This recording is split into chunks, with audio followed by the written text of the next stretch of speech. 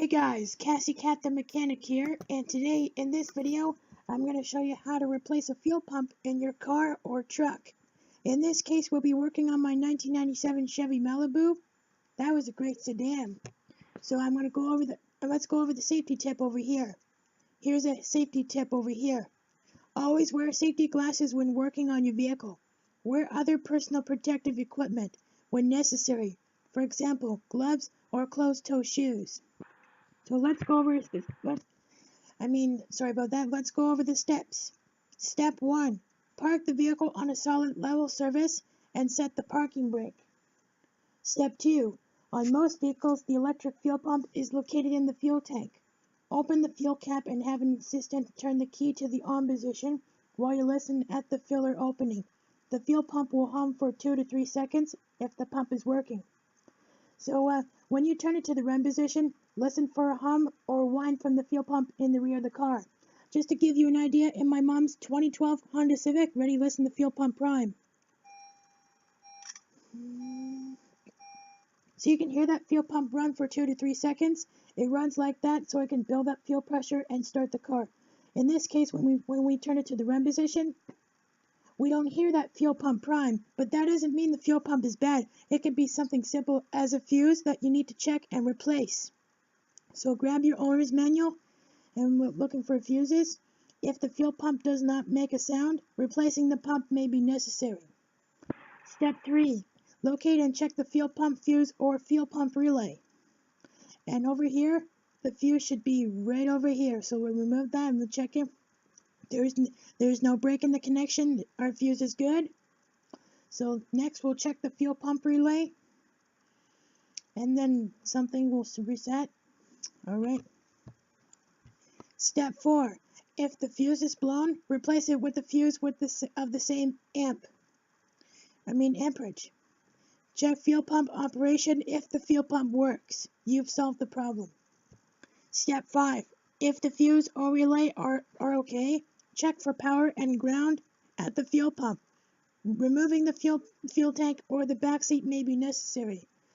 If there is power and ground at the pump, then the pump is defective. Step 6. Relieve the fuel system pressure. Disconnect see the disconnect thing? We're going to disconnect the negative battery cable so we don't get any power to the car. That way, if we ground something up by mistake, it'll cause a spark and ignite the fuel. Next step is step 7. Step 7. On step 7, you saw me do this on the last step on the other episode. Be sure to remove as much fuel as you can. Like I said, siphon or drain as much fuel as possible from the fuel tank. Now disconnect the filler tube, hose, and the electrical connection to the pump. Step 8. Support the fuel tank with a jack and a block of wood. Remove any retaining straps or bolts holding the tank to the frame, and then lower the tank. Now, step 9. Disconnect the fuel lines and remove the fuel pump from the tank. Step 10. Compare the new fuel pump with the original to verify that you have the correct part. Install the new fuel pump. Be careful with the float so you don't want to bend it, because then your gas gauge won't be accurate. Now this whole thing here is the fuel pump assembly. It has the flow on it so you know how much gas is in your tank. It has the fuel sock and all the wires attached to it. Here's 2 steps. Here's 2 options. You can get rid of this old fuel pump assembly and replace it with a nice fuel pump assembly, and this just drops in the tank and you're good to go. Or you can get a new fuel pump, since this is the only thing that's bad in this assembly, and replace it out. So that's what I'm going to do right now. So we're going to put over, push it down, and we'll tighten them down by hand. And over here, okay, we'll just pull up the old fuel sock, and I'm going to put in a nice new one. This thing's just push right on and click right in. Same with the fuel pump. Alright, it's all put down. Put the rubber piece on the top. Everything's all good. Now drop the pump in the bucket, put the lid on, and screw it down. These screws aren't tight, so tighten them by hand only. And you're going to have to And it comes with a new wiring harness. Give them a little pull, make sure they're good on there. And this connects to the Stark harness. Good, that's it. That's all it takes to replace the fuel pump. Installation is the reverse procedure. Put the assembly in the tank, make sure it clicks in like that, plug your wire back into the sensor, and now we have to tighten all 6 of these screws down in a crisscross pattern. This has to be sealed good or you're going to get a check engine light. Step 11. Connect the fuel lines to the pump, and then lift the fuel tank up and install the remaining strap. Reconnect the filler tube reconnect the filler tube hose and the electrical connector. Now the last step is step 12. Reconnect the negative battery cable, fill the tank with gas, and then road test the vehicle to verify the repair. This is getting exciting. Tighten all these screws down so they're snug. Alright, fuel pump replacement complete. Will the Chevy Malibu now start? That is the question we've all been waiting for. Was the fuel pump the culprit? Was it causing the problem with this car?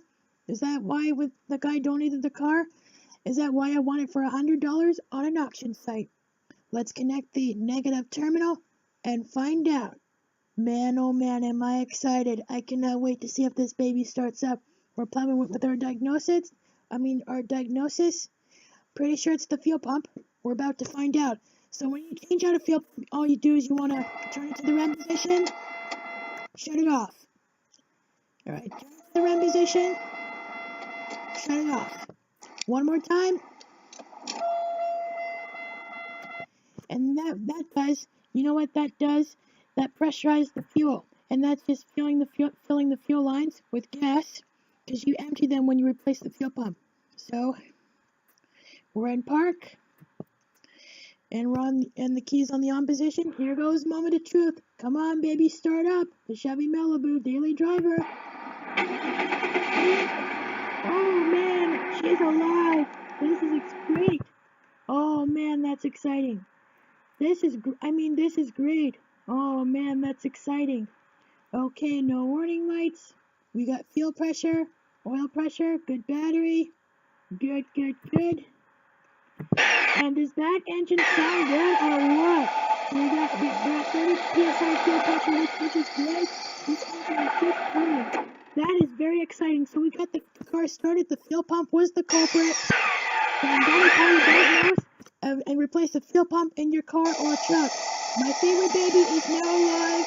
We can do some awesome stuff with this car. This is awesome. Hope this video is helpful. If it is, give it a thumbs up. If you're not subscribed, consider subscribing. And that's the end of the video, how you replace the fuel pump in your car or truck. This is awesome. It's making a noise. Hear this? That doesn't sound good. That got me a little bit nervous. I thought the engine was making the noise. It was the heat shield that was making the noise that got me a little bit nervous. I thought it was the engine, so we're good. And that's how you now that you know how to replace a fuel pump in your car or truck. Make sure you tighten all the screws down so they're snug and you're ready to go. Thank you, everybody. Thank you for watching.